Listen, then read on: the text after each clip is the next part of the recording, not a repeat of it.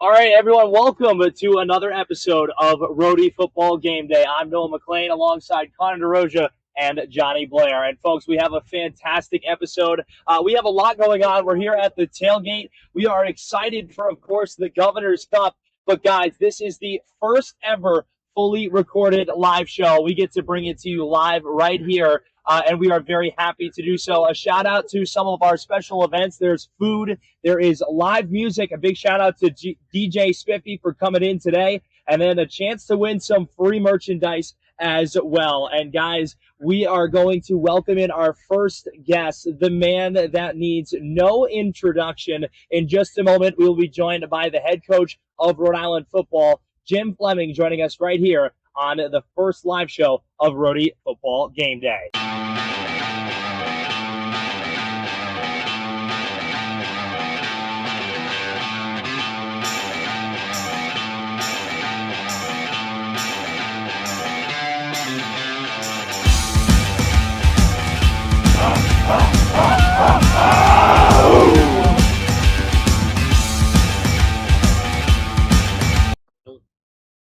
Welcome back, everyone, to Rhody Football Gameday. Connor Derosia, Jonny Blair, and myself, Noah McLane. And, guys, before we jump right into all the logistics of today's matchup of the Governor's Cup, let's talk about a couple of things in the CAA standings this week. And, Jonny, why don't you start us off? Yeah, we're going to start at the top of the conference with Delaware, who is 5-0 with 2-0 in conference play. But they're not going to be any kind of playoff contention this year due to their move to the FBS next year. Moving a little bit down, we're going to go to Villanova, who lost to another Big Ten school, just like Rhode Island did, this time to Maryland. And they're 5-1 and remain a contender in the CAA. Yeah, following up those two guys at the top of the conference is the Rhode Island Rams at 4-1. Obviously, our one loss coming to Minnesota, which was an ugly game, but the rest of the season has looked great. Beating LIU in a comeback. Last week, big double overtime victory, one of the best games I've ever seen. And so Rhode Island has looked great, even with questions at the quarterback play. Yeah, absolutely, Connor. I think you nailed it on the head. And then there's two undefeated teams also in CAA play, the Richmond Spiders and New Hampshire. Of course, New Hampshire, a matchup for URI next week. And then, of course, Stony Brook and William and Mary enter Week 7 at 4-2 overall with one win and one loss, respectively, in the conference themselves. And then once you look to the 1-1 teams in the CAA, you have Maine, Monmouth, and Towson. Of these teams, the URI is going to face Maine right here at Meade Stadium in 2 weeks following their brief trip to New Hampshire for homecoming. Yeah, there aren't a ton of conference games going on this week, guys. There's only 4, as a lot of the league is on bye, but there's a few. Delaware will be hosting Maine to look to bolster their lead in the CAA, and Maine's looking to pick up a victory as they come up here in a couple weeks. And University of Albany's making its way up to Rhode Island, not to play the Rams this week, but to play Bryant. Yeah, that was going to be really interesting. We also talked about New Hampshire, the matchup next week. New Hampshire this week, though, flies down to North Carolina to take on Elon before hosting the Rams next week, with New Hampshire still sitting well within the CAA conversation. Very interesting to see what they'll be able to do. We'll be able to monitor the coverage of that today. And then lastly, Towson, guys, will go down to Virginia and take on Norfolk State at 2 o'clock to close out the Week 7 CAA slate. Welcome back, everyone, to Rhody Football Gameday. I'm Noah McLane alongside Connor Derosia and Jonny Blair. And, guys, we're going to dive right into the story behind today's game, which is the 42nd annual Governor's Cup. Rhode Island and Brown, this is a rivalry that has been in place for well over a century now.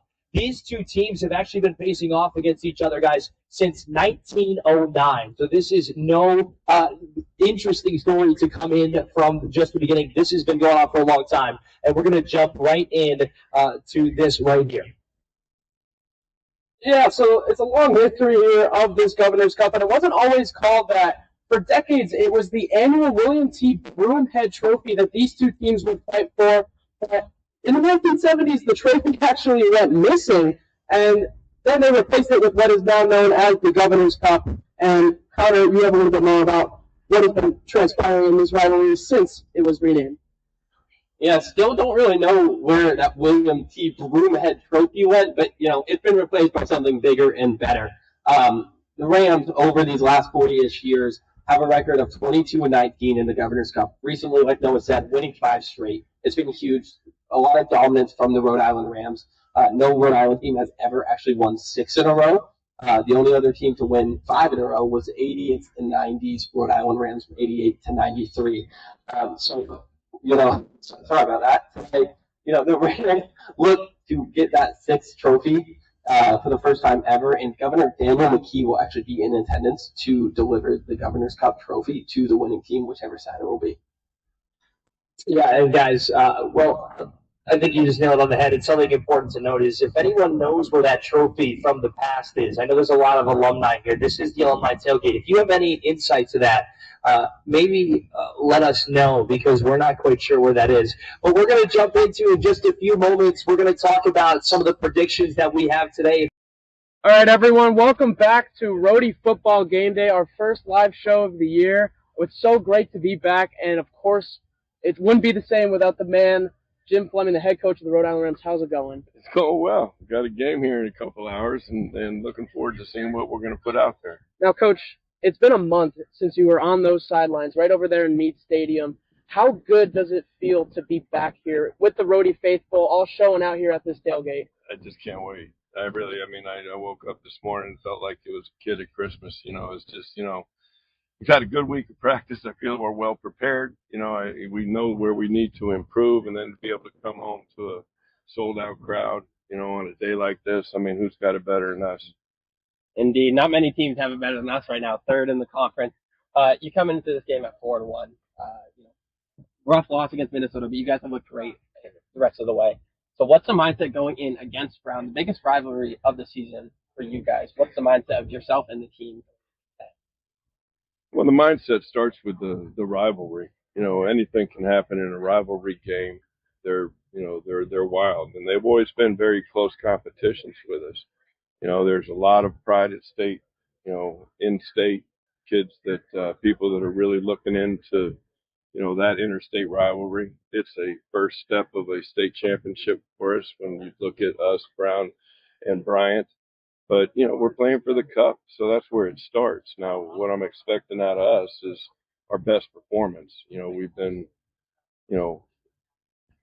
finding ways to win, but we've been playing with fire, and about time to put the fire out, and let's go ahead and just burn it up from the start of the game to the finish, play well in all 3 phases, and see how good we truly can be, which I think we haven't even touched our fullest potential yet. I completely agree. I think this team, the sky's the limit here, but looking on the other side of the field, this Brown team is a very well-coached team, and they have a heck of a quarterback with a crazy good arm. What are you expecting out of your defense here to limit some damage and keep your offense in this one? Well, I think the word you just said was most important. You're not going to stop him. Mm-hmm. And we're talking about Wilcox. He's going to throw the ball around the yard. We have to tackle the catch. We have to limit the explosive plays. So I'm expecting the defense to do what we do, play very sound and fundamental up front, get 11 hats to the ball. And, where we need to improve as a football team is on both sides in the turnover margin and on 3rd down. If we're able to do that today, then we'll take one step closer to getting to where we want to be as that, football team reaching closer to its fullest potential. Yeah, now this rivalry has been going on for over 100 years, started back in 1909, only been the Governor's Cup since 81. But what does it mean to you as a head coach to be a part of this bitter and historic rivalry in Rhode Island? Well, it means a lot. I worked 1 year at Brown in 1993, and I really had no idea that it was really a rivalry. I just thought we were going to get thumped.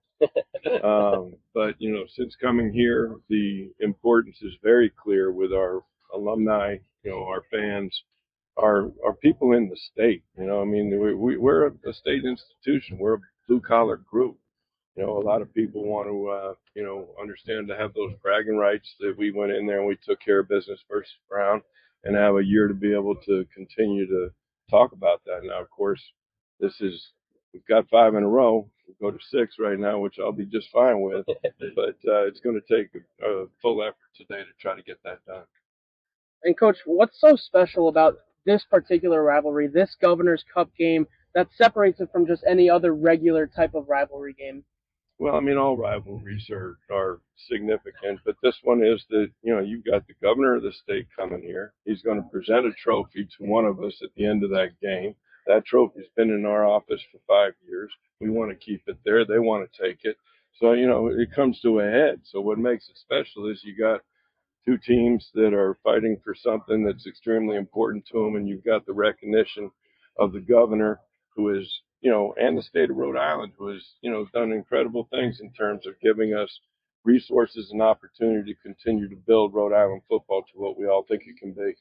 Now, you guys have kind of dominated the rivalry recently. Five straight games that you have won. The only time that's been done is in the 80s, 88 to 93. To have a chance to be the first ever Rams team to win 6 straight Governor Cups, what does that tell the rest of the conference, the rest of FCS, and just football as a whole about this type of football Rhode Island plays?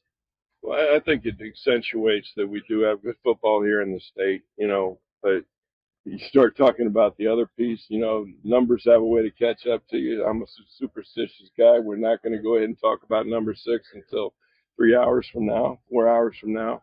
But, certainly it says a lot about the quality of football that all of our programs in the state play.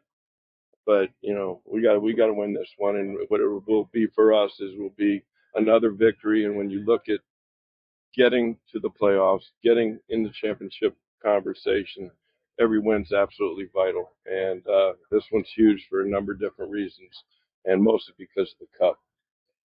All right, Coach. Well, that's all the questions we have for you today. Thank you so much for taking the time, and we're going to wish you the best of luck ahead of this big Governor's Cup game. Looking for 6 straight now.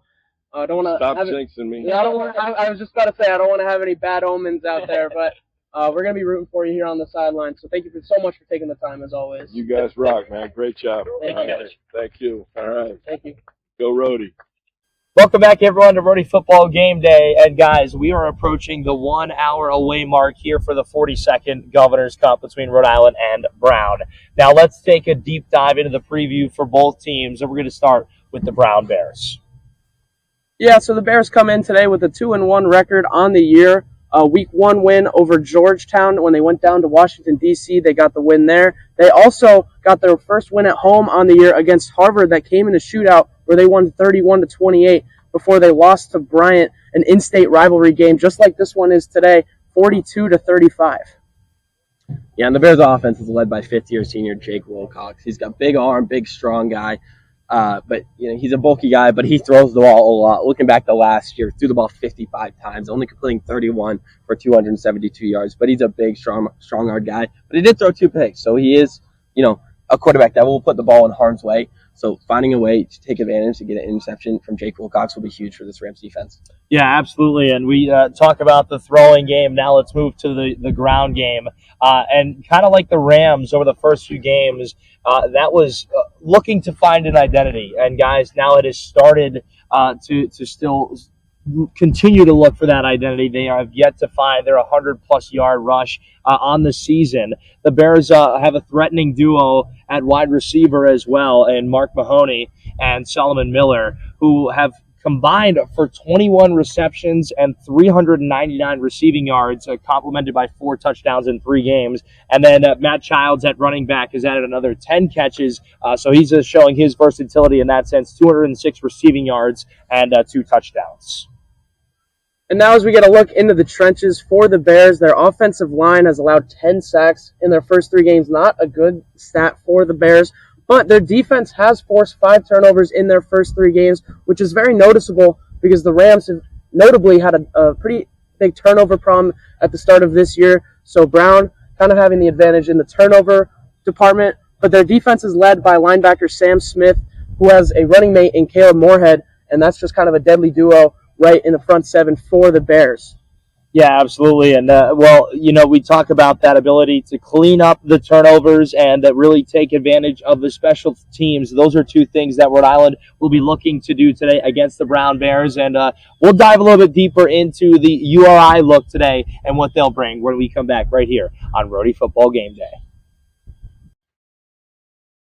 Welcome back, everyone, to Rhody Football Game Day. And, guys, we talked about Brown there just a few moments ago, and now let's dive into Rhode Island, of course, coming into the 4-1 record.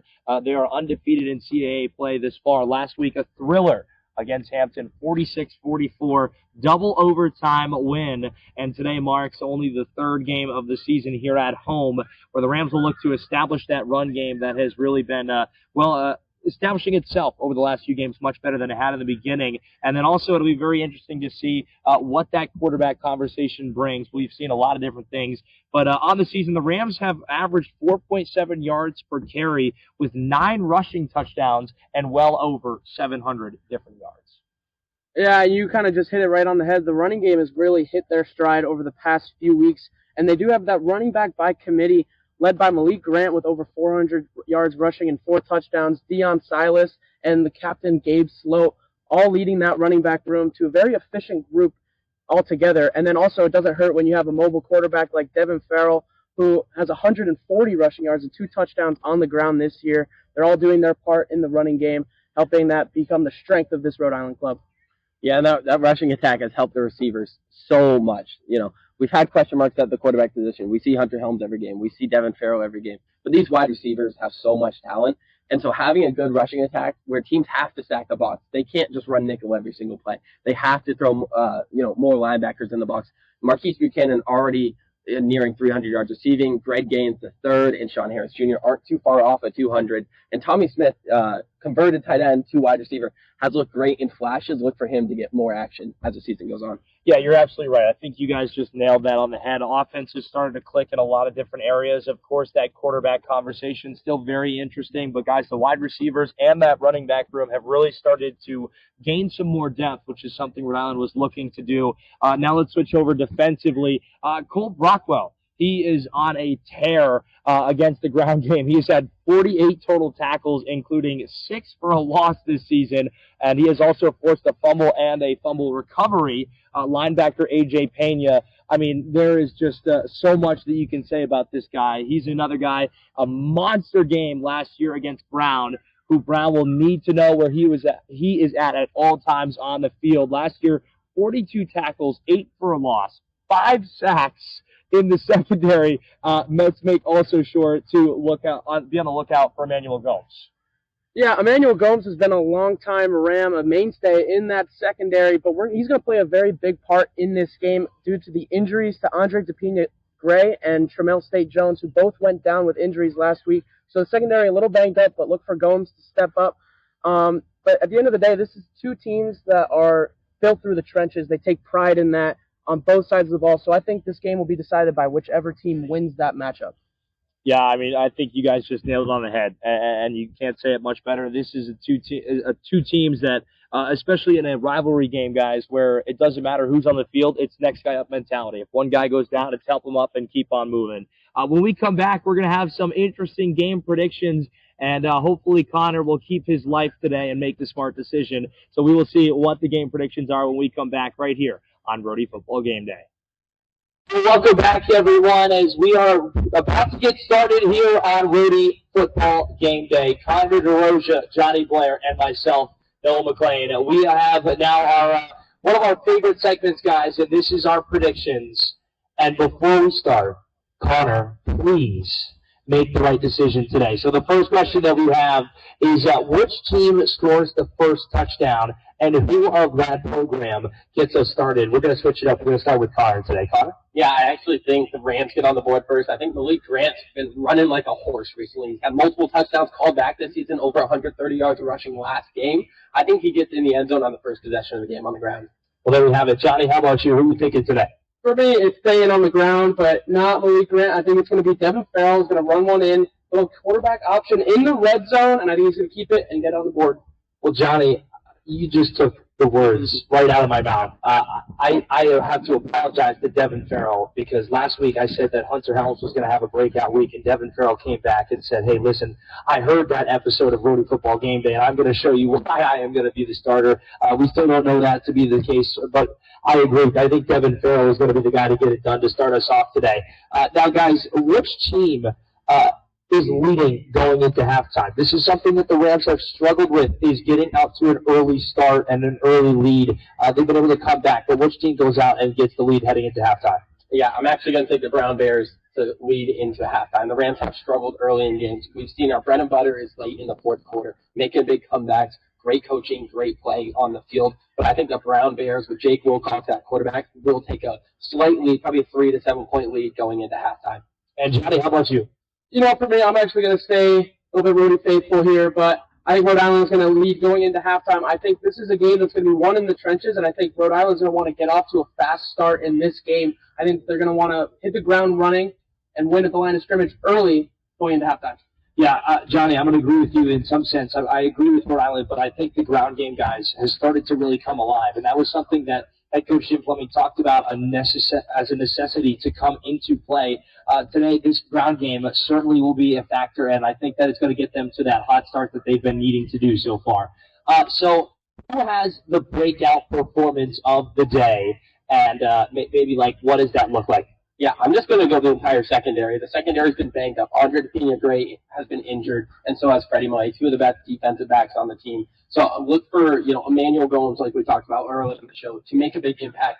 Jake Wilcox has shown that he will turn the ball over. So look for that defense, especially that secondary, to get an interception. That's my big prediction of the game. The secondary, even without two of our best players, gets a pick and turns the ball over and puts Rhode Island in great field position.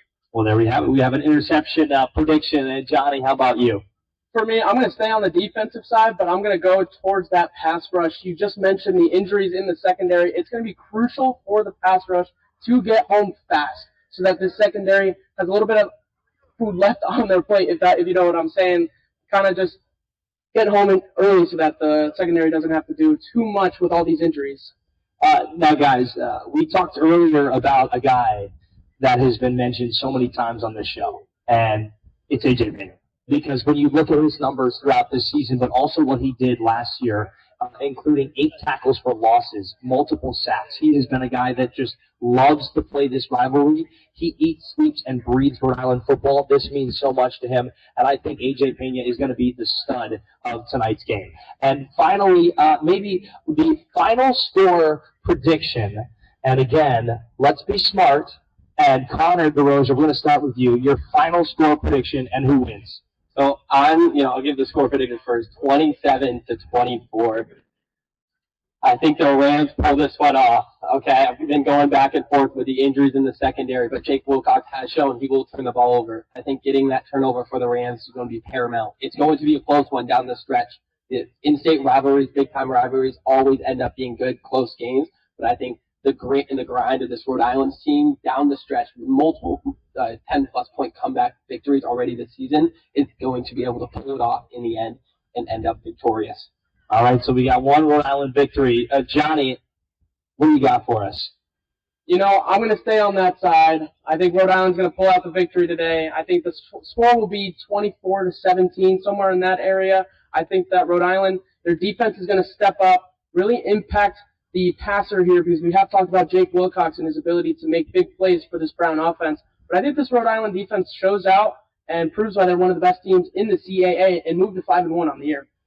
Guys, I'm going to just keep it rolling because I think you guys just talked about the defense, you talked about the offense, and I think the offense today is going to be explosive. I think today is a statement game. We saw them kind of score a lot of points last week. We got up over that 40 mark.